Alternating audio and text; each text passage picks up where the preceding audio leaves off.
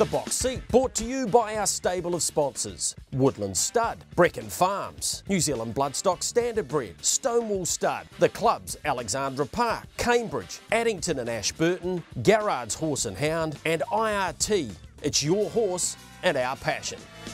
Hi everyone, welcome into your Box Seat, of course brought to you by our stable of sponsors as we continue the road to the IRT New Zealand Trotting Cup. Michael Guerin, couple of key races over the weekend. Did it make the picture any clearer for you? Hi Greg, big hi to everybody watching around the country. The answer is no. I was a little bit confused by what I saw. I liked what I saw out of Methven for the Cup on Sunday, but if somebody had told me a month ago that Spankham could come from near last to go straight past Self-Assured, admittedly, after he sat parked, Greg, I wouldn't have thought that was his modus operandi. So I think the gap between Self-Assured and Spankham in everybody's minds has closed a touch. Copy that. Did he go up or down by winning off a 30-metre handicap, Greg? We'll discuss that as the show looks at the road to the Cup, but also what I thought was the performance of the week, Gregory, which was a different gate at a different track. Yeah, let's go to that straight away, Michael. The Breckon Farms trotting performance of the week. It was arguably the race of the week. Of course, the Sales Series final, Bolt for Brilliance taking on a couple of Southerners. Let's get Aaron White to bring them home and get the aftermath in what was a New Zealand record. But Bolt for Brilliance now goes to the lead, then Cracker Hill in there followed. Back on the inside, Midnight Dash, Bolt for Brilliance, 75 to go. Cracker Hill's coming back at Bolt for Brilliance. Bolt for Brilliance, though, the Iceman will get him home, and Bolt for Brilliance and a new New Zealand record, so now he's got the stand and mobile records as well. Well, Tony, did you ever think you'd see the day where a 4-year-old trotter broke 2:40 for 2200 at the park? No, I didn't, Mick. No, it's a terrific run. When he went, I think it was 41 was it from the stand here the other night? Yeah, like it was a hell of a run too. And yeah, so yeah, no, it's just they're just trotting so good, aren't they? And there's a great bunch of young horses there, sort of thing. I know there wasn't many of them, but they all had that class about going on to the top, aren't they? Brad Williamson didn't seem very interested in giving you an easy run down the back straight. He came out and made you work around that last bend. Yeah, he did. He had his tactics worked out, and yeah, he's a bit nastier than his father. How good is this horse? Because I know it takes a lot to get you excited about a horse, but he's pretty darn exciting. Yeah, no, like you hope they step up to be somewhere around about that, but as you know, they can disappoint you, but he's just kept stepping up and just getting stronger and looking stronger, and his work's been terrific, and he's just come through his races really good, so yeah. He seems to trot better the faster they go. They went flat out there and he seemed actually very comfortable and wasn't running up and down the track like last time. No, and he goes to the front and he can sort of just knock off a bit too. I think he more or less pricked his ears on the line sort of thing, so yeah, no, I'd sort of wrap him, like you say, the faster they go, he does stretch out nice when you really ask him to stretch out. Is there any chance you might look at Cup Week and a late nomination for the Dominion? No, Mick, I think he's, after these couple of runs, and he's had a couple of gut busters the last 2 or 3 weeks, and another one coming up in a couple of weeks' time, so I think that'll be enough for him, just freshen him up a wee bit perhaps and have him ready for New Year's somewhere around there, hopefully, and yeah, we'll just see how he comes through this. But no, I don't think South's an option at this stage. You've driven and trained a few very good horses to win Rowe Cups. I know it's a long way away, but this horse has Rowe Cup written all over him. Yeah, well, that's a good option, you know, later on in the autumn and that sort of thing, and you know, he's young and feeling no pain at this stage, and he's sort of loving his racing and doing it within himself to a certain extent, and yeah, so, you know, as if you know, there's plenty coming up for him in the next 2 or 3 years, so hopefully he stands up to it and can get it. Where does he stand among the young trotters you've driven? We know you've driven the Pride of Petites and some of the real greats as older horses, but among the 3-year-old type, 4-year-old trotters, where does he stand? Yeah, no, he'd have to be right there, Mick, really, you know. Like he's got speed and he's got stamina and his manners are really good. He's such a relaxed horse, you know. He gets outside them there, and even when he got 3 wide outside them there, he just sort of sat there and just dropped the bit and flopped along until they pulled the plugs on him and got going, you know, and he was really, really strong, you know. So, yeah, he's got to be right up there, you know. Just trying to think of some 3-year-olds that I've driven, but yeah. It's the only one that matters at the moment. Yeah, exactly, Nick. Yeah, no. Well, Brad, you've gone down, but that was a hell of a race. Yeah, 3 very good horses. Mike, obviously, you know, Tony was outpointed us tonight. He was too good for us, but, you know, I think my fella hopefully will be better for having a look at the park. You came off down the back straight. Was that because you didn't want Tony to get that momentum up and to get that far in front of you? Yeah, a few reasons. Obviously, Tony, you know, had to go a bit wider, which was an advantage to us. But, you know, I thought that also I'd like to be able to run around that last bend at my own pace because I was, you know, he was quite awkward around the last bend as it was. I thought if he's rolling parked, better that I can try and balance him around that way around the last bend than sitting in the trail and you know, letting Tony get up and probably get a length or two on me before I could have pulled out. Another race here, and then after that, how likely are you to go to, say, for example, the New Zealand Free-for-All?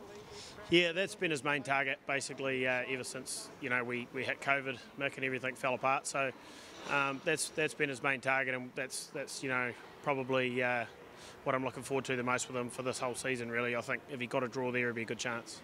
Okay, if he goes there, will he be any chance of turning up in a Dominion? Oh, that decision has been made, Mick, with 50-50. Like, yeah, look, he'd probably be competitive in the race, but you know, just not sure whether I want to be too tough on him. It might be a step too far at this stage for him, but it's probably just going to depend on how he comes through these runs and how much he can improve between now and then. Yeah, great insight there from Brad Williamson. 21st on the order of entry for the Majestic Sun Dominion, Michael, into 16th, so he's just outside it. But as Brad said there, clearly he wants to go for the free-for-all. First, second and third in that, though, on Cup Day, automatic entry. So forget about the rankings for that. If he's in the top 3, he can take his place if he wants to.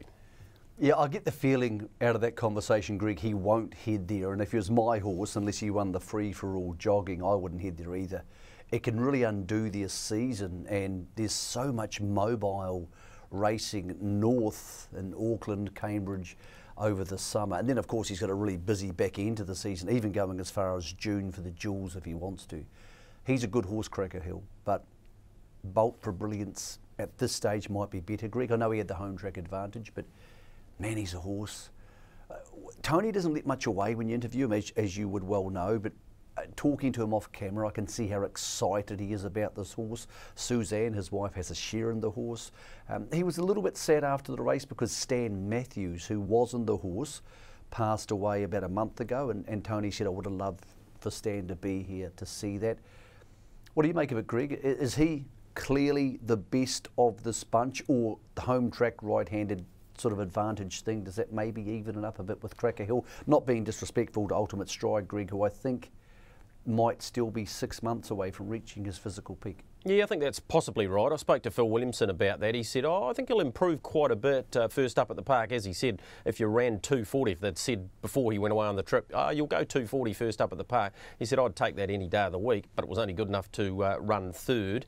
Let's have a look at the Sire Stakes market now for next Friday, and we see $1.55 for Bolt for Brilliance, Cracker Hill $3, and Ultimate Stride remarkably out to $6.50. So $1.55 short enough, but as we know, Michael, there'll be limited numbers in it, so therefore he can probably only worst draw about 6 or 7, and the way he went this week, and when he set the record from a stand a couple of weeks earlier, he's just dead set flying.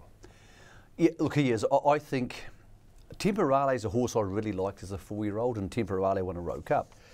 I think this horse has more scope than Temporale, so we're already saying potentially he could win a Rowe Cup. Let's not forget, it's only 12 months ago we had Oscar Bonavina as a 4-year-old who we all thought was a superstar. This horse is no inferior to him, and maybe he's better physically equipped because he's bigger and potentially has more stamina to go on to open class. I think Tony's doing the right thing, missing the Dominion and Cup week this year.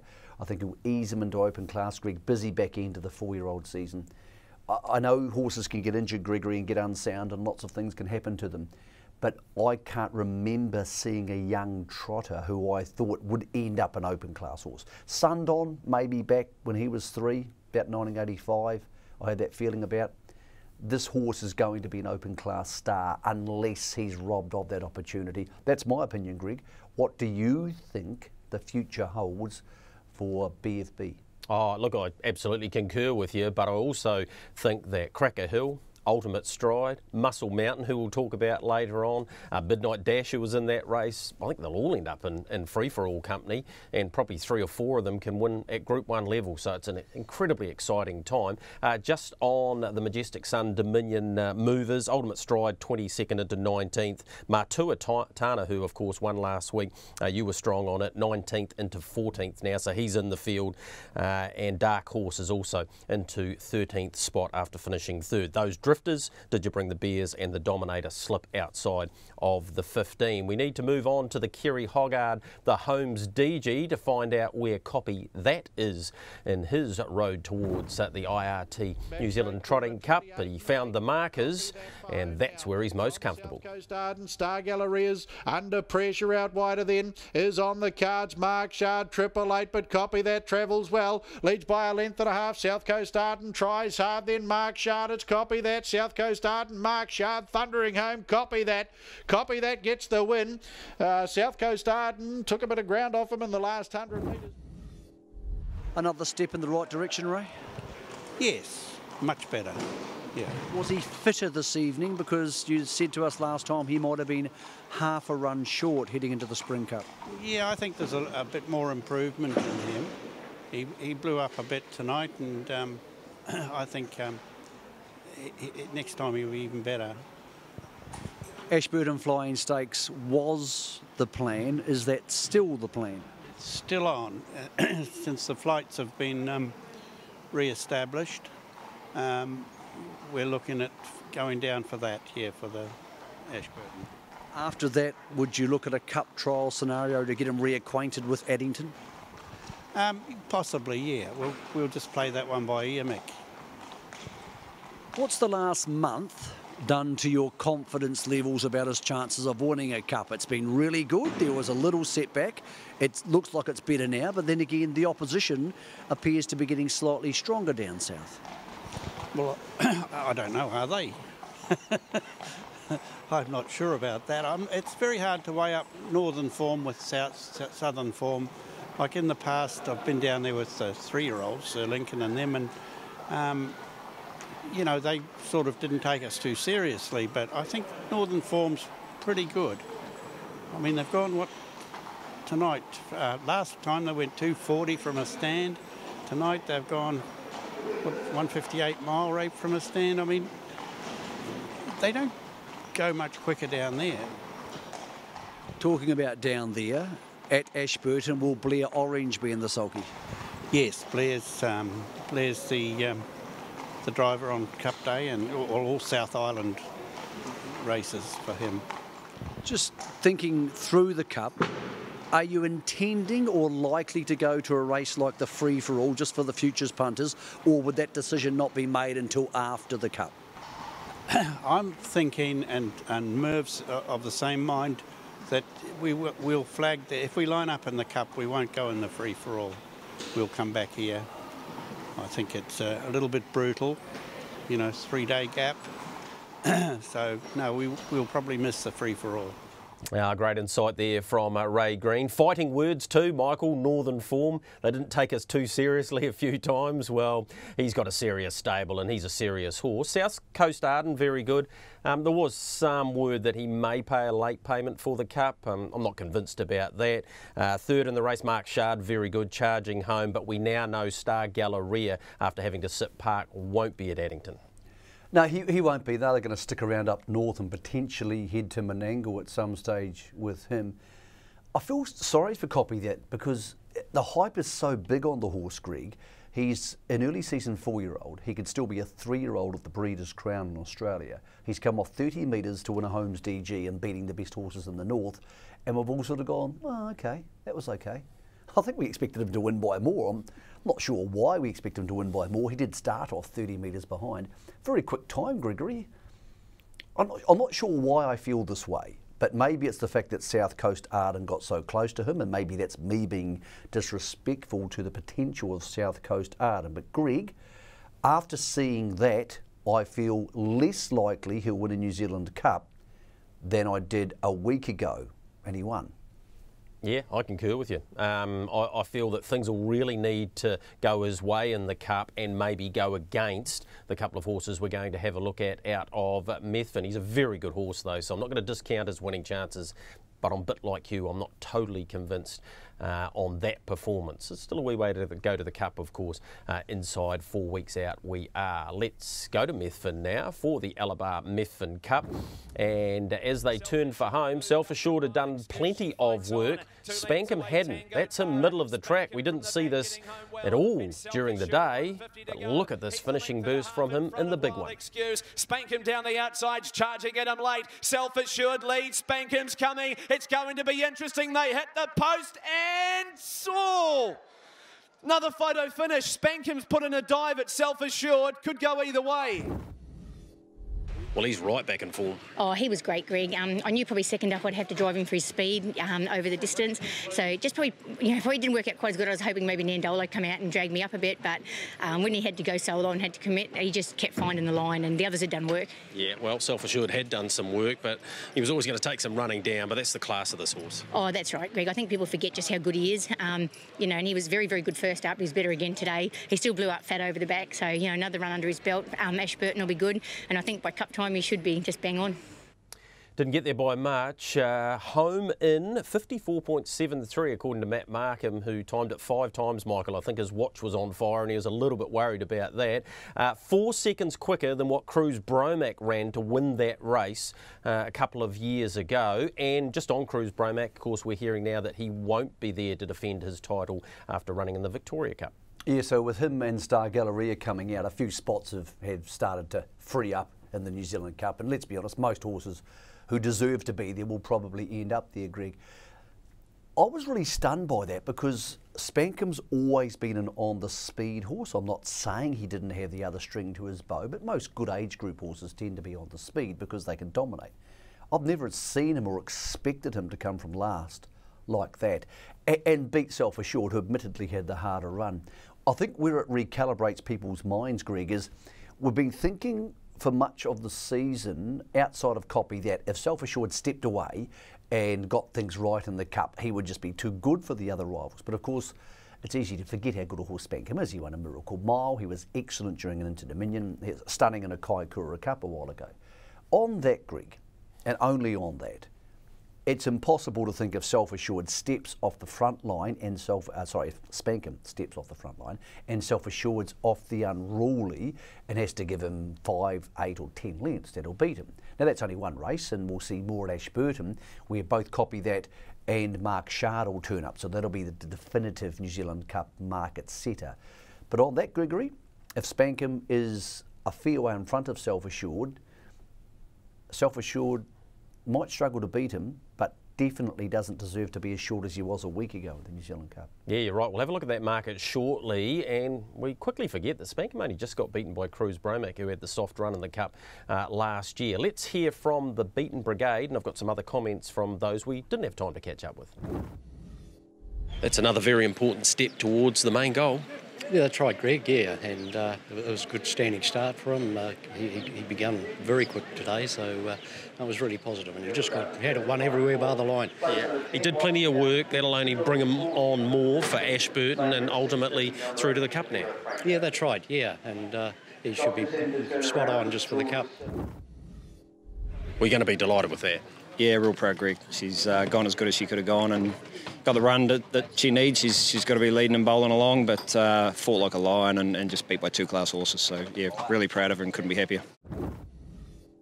Well, an encouraging performance. Yeah, not too bad. Missed away slightly, which is enough to be annoying. And he felt really good at the top of the straight. He just didn't quite come down and let down like I was hoping. So we'll take 4th. 3 nice ones beat us home. Yep. Very good ones. What about from here? Where do you go? Kaikoura, he won there last year, but he won a step a bit quicker than he did today, but great track for him, so might head back there. So those were the thoughts of those just in behind Spankham. Of course, Tango Tara, Michael, slightly disappointing.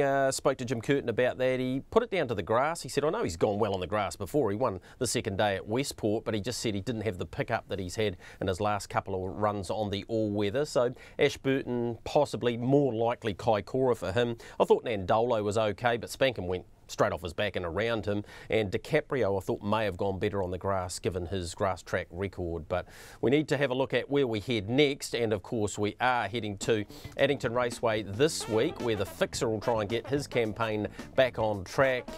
Following that, it's 10 days to the Ashburton Flying Stakes. And a big thank you to Ashburton once again for getting in behind the show. Then we'll be to Kaikoura for the big day there, the Cup there, where I'm assuming Classy Brigade, who again goes round at Addington on Friday night, will be there to defend his triumph in the race last year, the Cup trial, and then of course the IRT New Zealand Cup. It's getting pretty close, Michael.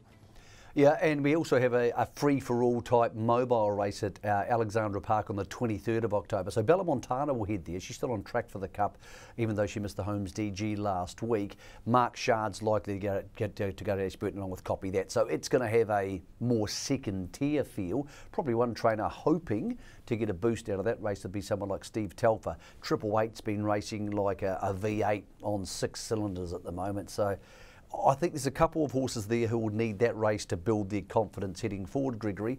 I don't think the Cup winner's going to be in that field on the 23rd at Alexandra Park, but it might determine who ends up in the Cup. If some horses perform well there, Addington, yes. If they don't, Gregory, they might start thinking, is it worth heading south to take on those 3 or 4 biggest names? All right, let's have a look at the market for the IRT New Zealand Cup, and $2.25 now for Self Assured. The big question, Michael, will be $2.70 Spankum, $5 Copy That, Classy Brigade, luckless in the Cup last year, $11. The question is, will Self Assured, if he steps away in the Ashburton Flying Stakes, if you were his trainer, would you take him off the unruly? I wouldn't, only because I think that in previous Cups, it hasn't mattered too much in the last 10 years whether you've been back early. What matters is how wide you're stuck for. You can't just come sit 3 wide. That's what you can't do. But Self Assured's got enough speed to go from last to outside the leader and still be a factor in the race. Stepping away is more important than not stepping away. And he wasn't a horse who had the occasional bobble, Greg. He just got dirty on standing starts. And the New Zealand Cup standing start's one of the worst ones every year. So I would leave him there, but of course Mark Purdon's the man who makes that call, and he's the best in the business. I think a lot of people, Greg, are going to feel a lot more confident about this entire market after the Ashburton Flying Stakes, because in reality, the big 4 are going to head there. So we'll know a lot more in about just under 2 weeks' time. Quick look at that market now, Michael. $2.10 for Self Assured, Spankum at $2.40, Copy That $4.50, and Classy Brigade a little bit longer than that. Looking forward to the Flying Stakes, always one of the great races in the build-up towards the New Zealand Cup in Labour weekend. An opportunity we had last Friday night to catch up with one of the great supporters, not only of the box seat, but also, of course, of a couple of our biggest race days, the Duels, and now New Zealand Cup Day. Our intrepid reporter Michael Guerin caught up with IRT's Richard Cole. Well, Richard, been a hell of a year for everybody in business. How's IRT come through it? Oh, look, Mike, first, thanks for having me on the show. Before we obviously get into how things have gone, I just want to say congratulations to yourself and Greg for getting the box seat back on air. Fantastic show. Industry participants just love your show, and I think leading up to the IRT Cup week coming up, it's just fantastic to have it back on air. So firstly, congrats to you guys, and thanks for getting that sorted. Coming back to your question, how has this year been? Look, we're no different than anybody else. You know, it's been a horrible year. I think the soonest we put it behind us, the better off we'll be. We've gone 3 months through COVID with no business at all. So, you know, that's pretty tough. But as I say, we're just one of a whole lot of people out there that are doing it very, very tough. And, you know, you just got to look at the positive side of it. We're involved in a fantastic industry, and we've just got to make sure that we focus on that and put our best foot forward. It hasn't stopped you going after the sponsorship for the biggest race in New Zealand, the IRT New Zealand Cup. What do you get out of the sponsorship, and how special is it for you to see your company's name next to that race? Look, that's a great question. We've obviously made a decision, you know, a few years ago to target big events, and harness is a big, big part of IRT, without any shadow of a doubt. And for us to be involved with something like the IRT New Zealand Trotting Cup is just phenomenal. As far as, what do we get out of it? What we get out of it is we're able to give back more than what we get out, the support that the industry shows us. And it's a very, very loyal industry. And I guess, to be perfectly honest, I came out of a thoroughbred world in an earlier life, as far as, I guess, my passion. But since I've been at IRT and the involvement that I've had in the harness world, I've just absolutely loved every minute, and they're very passionate people, very humble people, and it's fantastic that we can put back into an industry that's given us so much. That's really what we get out. Have you spent much time at New Zealand Cup Week before? Because it's not for the faint-hearted. No, and look, to be perfectly honest, I haven't. When this opportunity presented itself, I had a look at the horses that I had racing and realised I probably didn't have anything that was going to win the Cup this year. So I thought my next best option was perhaps sponsor it, at least get my hand on it. But no, seriously, I haven't personally had the opportunity previously to spend a lot of time there. So really looking forward to getting down there this year, being able to put on a great day, to be able to, give back again, as I said, to the people that have supported us. And I think most importantly, that Cup Week, I think we're the 116th running of the New Zealand Cup this year, the IRT New Zealand Cup, and to be able to get people back on course and the numbers that we're talking, and I guess for people to start and live some normality for what's been a really challenging year. That's going to be the most exciting thing, is for people to be back there and just having a great time and enjoying the racing, enjoying the festivities. It's just going to be a thrill, it really is.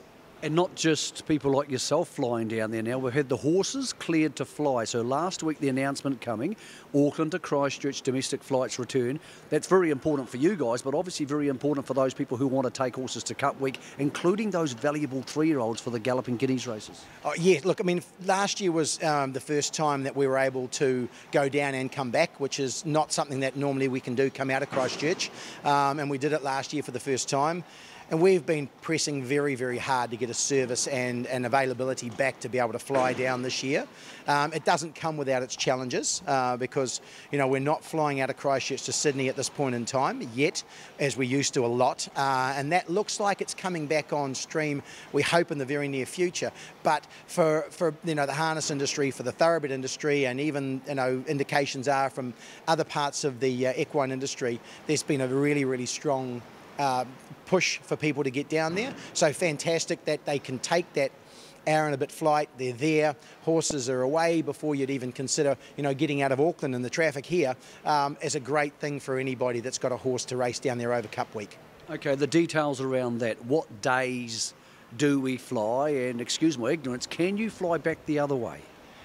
So at this point in time, we're looking at flights early November. As it stands, we haven't really nailed things down finitely yet, because we really only got the all clear effectively yesterday. Was when really things came to some clarity that we could make a flight happen. There is an opportunity to come back, but one of the challenges with coming back is you've got to charter a plane, because there's no service directly out of Christchurch to Auckland. We have to charter a plane, and to make that viable, it has to be full. So, look, we will obviously, push it out there and see what support there is for a flight to come back, because we're also mindful it's still got to be affordable for people. And that's the biggest thing. We're up for the commitment of the cost of the whole plane and everything that goes with that. So we'll be hoping that, there is the support around a flight back, because I know last year it was a massive, massive success for people coming back to be able to race over that Christmas carnival as well. Whereas historically, often horses, more so the thoroughbred horses, had an inability to do so because the trip was so arduous for them, when they came back through the road trip, on the road trip back up out of Christchurch, and often went in the paddock. So, look, the option is there. We just have to see how the numbers stack up.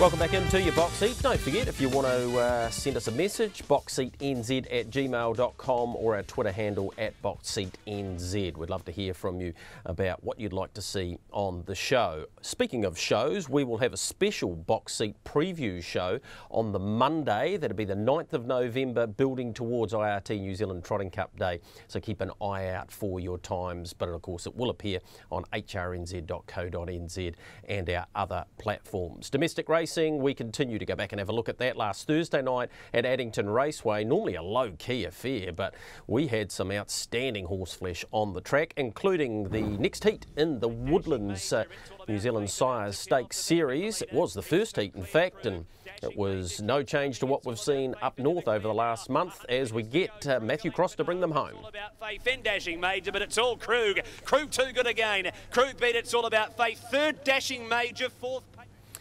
So a very good performance, professional performance once again from Krug. It's All About Faith was good. Dashing Major, outstanding in third, Michael, for a horse having its first start. It's got plenty of breeding about him, but he came wide on a very quick last half. He's got a lot of potential and he'll go to the heat this week. Yeah, I think a few people who were in last week's heat probably think, gee, I wouldn't mind being in this week's heat instead. No Krug and no It's All About Faith. They maybe could have kept them separate. Mark Purdon actually thought Krug wasn't going last week, which is why he went round with It's All About Faith. He clearly at the start there just stayed out of it, Mark Purdon. He said, look, we've had enough hard runs up north. Let's not do anything silly here, and handed up to Krug, and after that to $1.45 was just stealing money. He's the best horse of this crop, Greg. I don't think anybody disagrees with that. It's All About Faith, probably just as clearly second best. An American dealer who heads to Cambridge on Thursday night, the next best of them. Pacing Pride was good, but Dashing Major was probably the one horse I saw all weekend that made me go, wow. I wasn't expecting that. I expected a bolt for Brilliance to be really good. I expected fireworks from the open class horses, Greg, but that's as good a maiden debut as I've seen for a while. So yeah, he's pretty darn good. He'll just smash them in a maiden race, but of course he's got the Sire Stakes again this week, Greg, where he and Pacing Pride will be going head to head again, but I get the feeling the Sire Stakes winner was in the heat we just saw there, and it ran either first or less likely second. Yeah, outstanding Krug once again. Pacing Pride was good in fourth. More about that heat when we preview that a little bit later on. But another smart couple of ladies went around. In fact, there were a few in this heat, of course, of the Neville R Series. Amazing Dream sat behind Need You Now, who's been nothing short of outstanding this season. At this point, I thought she won't get to her, but her class prevailed once again. Still in front of Amazing Dream. Need You Now a neck. Amazing Dream. She's coming now. Amazing Dream burst through the inside and got up. Amazing Dream won it. Beat Need You Now. Spellbound third. Well, whilst that's not surprising, she was still very good. That's right, Greg. Yeah, she was probably vulnerable tonight, but just a class, you know, she is amazing. Right. She got off the gate nicely. You followed the right one. She picked her up pretty comfortably though, didn't she? Need You Now's been going great. Yes, that's right. Just halfway down, I thought the other filly, or my filly's condition might give out, but she rallied, and in the end she was probably drawing away a little bit. Right, you got another heat to consider. She does draw the outside, but that would seem the logical pathway, and then maybe a cup trial? Yeah, that's right, Greg. That looks like the logical way to go at this stage. Well, it's basically a replica of her last run, but you had a superstar on your back. Yeah, that's right. Probably the only one of the other four you didn't want on my back, Greg, but, you know, that's the way it is. And, you know, credit to Amazing Dream, a good effort to do what she did. But, you know, wrap with our filly, you know, she went down fighting and, you know, pretty slippery quarter and, like you say, just had the wrong one on her back, but, you know, run a brave second. 56 4-mile rate would normally be good enough to win, but Amazing Dream really strong. Spellbound excellent in third, will take her place in the final. Plutonium Lady wasn't the worst either. With Stonewall Stud, I want to go back to Alexandra Park though. One of 3 wins on the night for Todd Mitchell. Kango taking it out, Michael, and this horse has come a long way in a very short time for Anna Donnelly. And this is a good field. This is as strong a 61 to 70 as you'd see at the park. We had the Sire Stakes winner and American dealer. Christians Have Times being flying, but Kango just pushes up on the inside. This could be the horse Anna Donnelly's needed. She's a really good trainer, but she deals with a lot of horses which probably don't cost a lot of money and probably have limited potential on how far they can go. This horse might be better than Double Rocket, who she had was a pretty good horse. I think he's going to make his way to open class. I'm not saying he'll get there in a hurry, but he's doing everything else in a hurry. Really, really like this horse, Greg. Big, strong horse, very untapped. still on the first prep. Lots to like about him because there's 3 or 4 horses he beat there, Gregory, like Christians Have Time, who I think are also going to make their way through to that rating 100 grade. So, yeah, he's pretty exciting for her. I'm excited for her, and I think she's surprised by how quickly he's getting to where he's got to. Yeah, I read an article there where she basically said his track work's okay, nothing startling, but he's a racehorse and he's by American Ideal and he's doing a rather nice job in just a handful of starts thus far. Off to Australia we go now with our good friends from Garrard's. $300,000 went on the line in the Victoria Cup, the Pride's Easy Feed Victoria Cup. Let's get Dan Malecki to bring them home. They've dashed away from the others. It's King of Swing, the outside Lochinvar. Lochinvar goes up now. Lochinvar puts pay to King of Swing, and it's Lochinvar's Pride's Easy Feed Victoria Cup. What a win! Lochinvar drew away and won 8 metres. A little bit chuffed actually. It feels a bit surreal. I'd like to start off and actually thank Gavin Lang before Gavin passed. I went and seen him in hospital and he said to me, do me one favour and drive that horse yourself. So I'd like to thank Gavin for that. It didn't turn out quite like I would have thought. They burnt the gate pretty hard. And when Alta Orlando sort of got across, it got a little bit tight there, which sort of put us into a downward position where Cash and Flow and King of Swing sort of probably had the jump on us a little bit. So then we went to plan B, and that was sort of to poke round mid-race. And just as I got to the breeze, I heard Belraj just touch his knee a couple of times. So I thought I'd be more than likely to lose a little bit of ground on the turn. So the plan was just to try and hang off him, and when he dropped away a little bit, just really speed of that position. He's a horse that he amazes me still as a trainer. You know, he's never say die attitude and that sort of thing. It's a little bit hard to tell whether he still would have gone close from the breeze, but it certainly would have helped. You know, they sort of got there at the half and then got a pretty good suck along down the back, and yeah, I can't say whether he still would have got beat, but it would have made it a lot harder. He's won half his starts, Michael. It's funny, isn't it? The Victorians, 1 week Ride High is the best horse in Australasia. Now this week it's Lochinvar. He was brilliant, 51 the mile rate. Excellent in second, King of Swing. Looking to do the unique treble if he'd been able to do that. We'll talk more about that in a moment, because here's Pink Galah taking out the Bill Collins Trotters Mile. Home the filly. Tough Monarch down the outside. Dance Craze in front. Pink Galah's is going to her. The little 3-year-old filly. Pink Galah's hit the lead. Wow, what an effort. Pink Galah's, she could be anything. Oh, I can't talk. But I'm so happy for her. I nearly fainted halfway up the straight. I was yelling at her that hard. But yeah, get to the Gordon in Portland. Caleb will be bouncing off the walls. And Brian in the Gold Coast, look out up there. But so proud of this little girl. And, you know, my partner, Soph, and all the team, they just put in so much work. Matty, you wouldn't think you'd be so emotional, but geez. She's only tiny and we were trying to fit her in a pretty small gap, but, you know, I said before the race, we got the 2 best drivers off the gate, Jason Lee and Chris Alford on our inside. How we're going to get to the fence, and it turned out that way, and we just had to settle for 1-1. I looked at 3 fence, but you know I got a lot of time for Red Hot too. She's a brave mare, and you know we're off the back. She's just travelling so well, but you know we couldn't.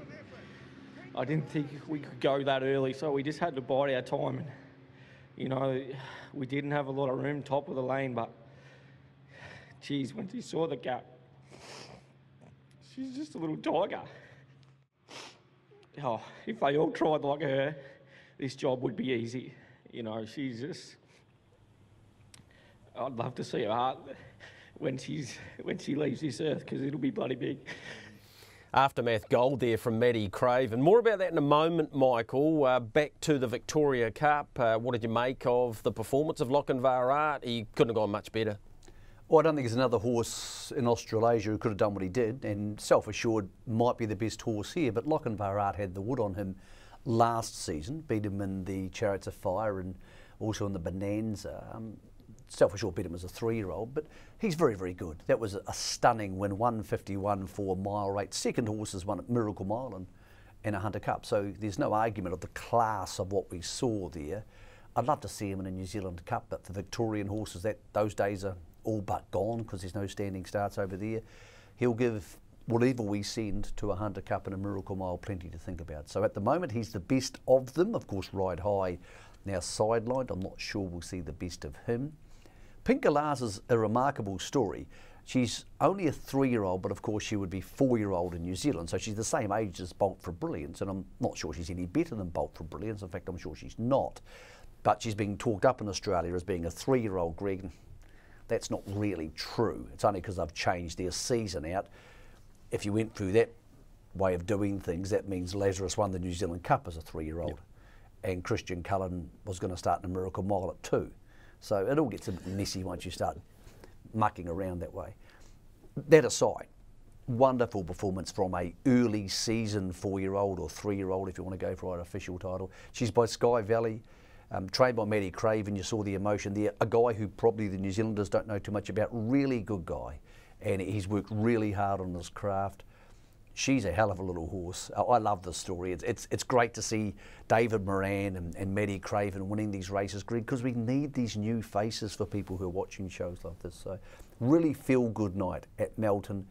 But yeah, I want to temper some of the conversations around this 3-year-old filly stuff because, as I said, otherwise Bolt for Brilliance is still a 3-year-old. And if we're going to start rewriting the record books, I think that's disingenuous to the history of harness racing. Enjoy those moments, by all means, but if that's a 3-year-old Australasian record or Bolt for Brilliance but goes over there and wins a 3-year-old mile, I'm not sure that's good for the history of the sport, Greg. Yeah, I totally agree, Michael. Dance Craze good in second, Tough Monarch outstanding in third, and spoke to Brian Rabbit yesterday. It appears that everything looks on track for him to come back and defend his New Zealand trotting free-for-all, and of course he was placed in the Dominion as well. A couple of Kiwis, Michael, that raced in Australia. One of those first up since he won the Harness Jewels in 2019. Turn It Up's his name. He didn't beat Colt 31, but as he gets to the outside in the Rasmussen colours there, gee, there was a lot to like about this. Look, there was. Colt 31's a race-hardened Grand Circuit horse who is obviously on his home track. Here he is stomping down the outside, Turn It Up. I think they were 50-50 he would ever make it back to the races when they sent him to Australia.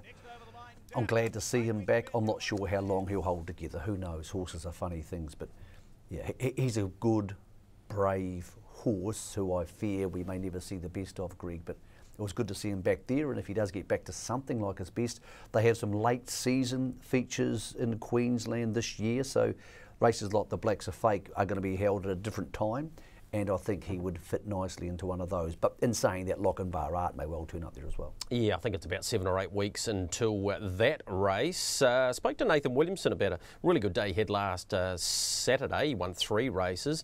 Dark Horse went well, finished third in behind Matuatana. He said keeps on improving, probably have a trial before it goes to Ashburton. Chinese Whisper is coming to Cup Week, but probably for that middle grade sort of trotting races, not Dominion at this stage, even though he chucked in a nomination. And Pembroke Playboy, who was absolutely outstanding. We're going to go to a break and have a look at this performance too. Again, he's nominated for the Cup, but his main aim's the supremacy at the end of the month and then probably a junior free-for-all. Goes past Memphis, Tennessee. Robbins Playboy was disappointed in the yellow sleeves there, but this horse was very good. Vintage Cheddar, but Pembroke Playboy is going to be too good again. Pembroke Playboy beats Memphis.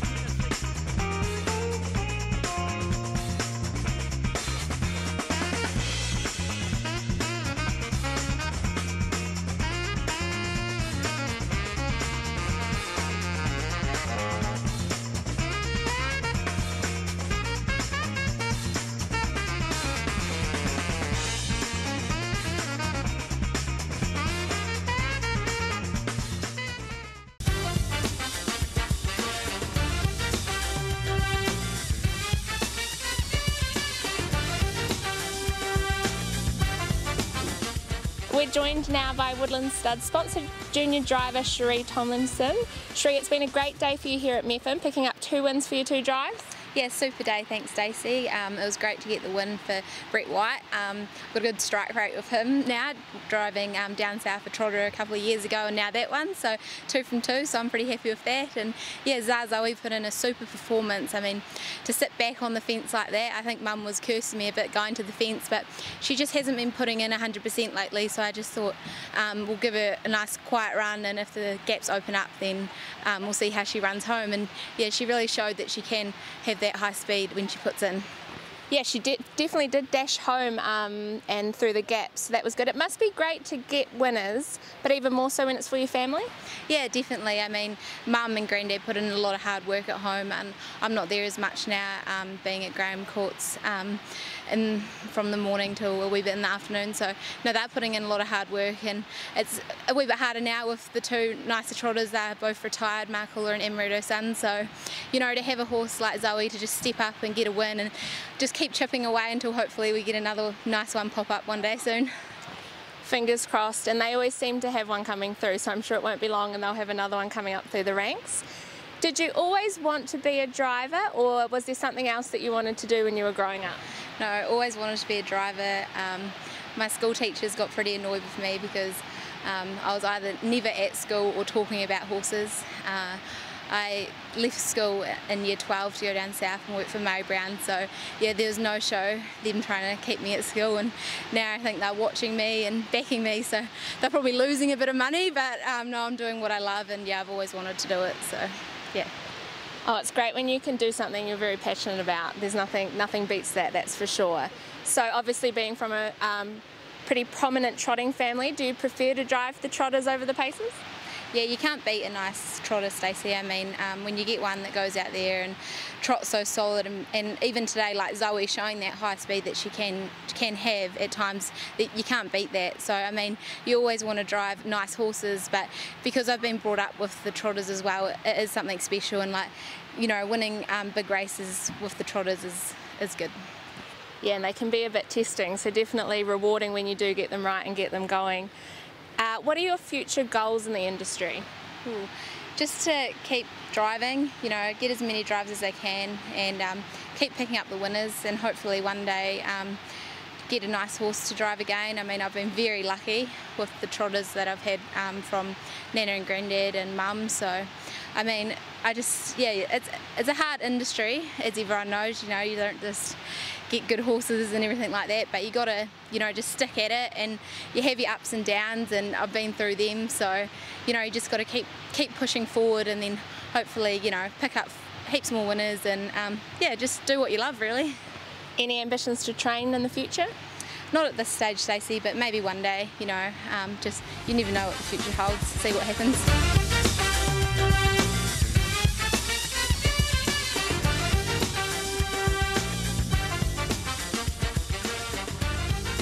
We're in the home straight for your box seat with our family of sponsors, of course. Got some footage here out of Breckon Farms, great supporters of the show. Almac's first foal, isn't it a beauty as well, by Art Major.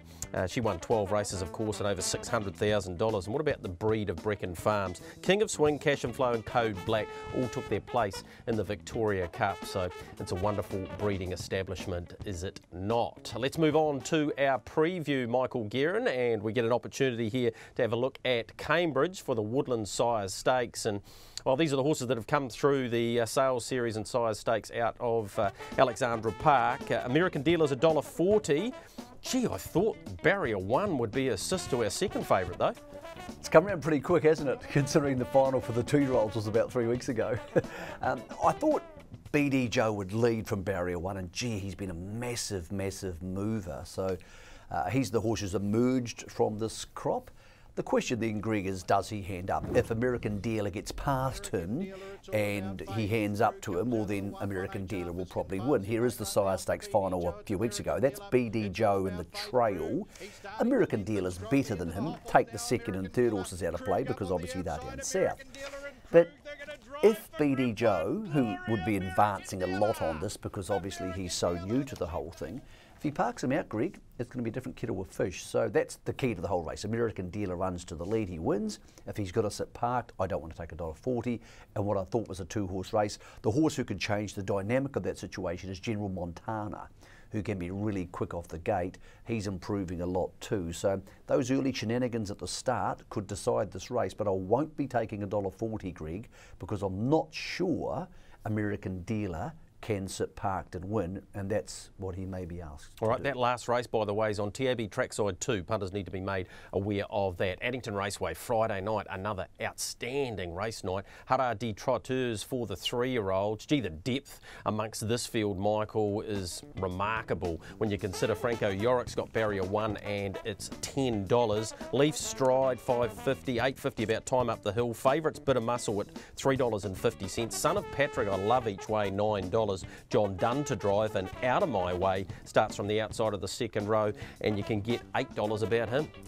I think it's a case of who turns up at their peak and trots squarely and concentrates. These are already young horses, of course. Maybe Bit of a Muscle is the best suited to this type of racing, but Leaf Stride clearly outpointed him 2 starts ago for Leaf Stride when Bit of a Muscle won. Here's Time Up the Hill, beating the previous week's Sales Series winner, Greg. And look, I'll admit I was surprised by this, not by the fact that she was so good, but by the fact she could come off the back of the other horse and beat him. Both very good horses, adding real depth to a very strong crop, Greg. I don't know, Bit of a Muscle for me on top, but with no great conviction, because I thought Leaf Stride was disappointing in the Sales Series trot, but I wouldn't be surprised, again, because he's so new to the game, whether his improvement curve was still very much on an upward trend. Yeah, I wasn't surprised by Time Up the Hill. She's very, very fast, and yep, she certainly was good on that occasion. We haven't even mentioned Want to Play With Me. Her mother, Want to Play, actually won this. It was the first run in 1997. It's been a really good race. Let's go to the next of our features on Friday night out of Addington. It is the Sires Stakes, and I wanted to concentrate on Costello Divide. We'll have a look at its run very shortly, Michael, but gee, they don't qualify any better than what it did. It won by an absolute cricket pitch. Look, it did, and they've come into the right race. This was a race which this time last week they couldn't have won, some of these horses.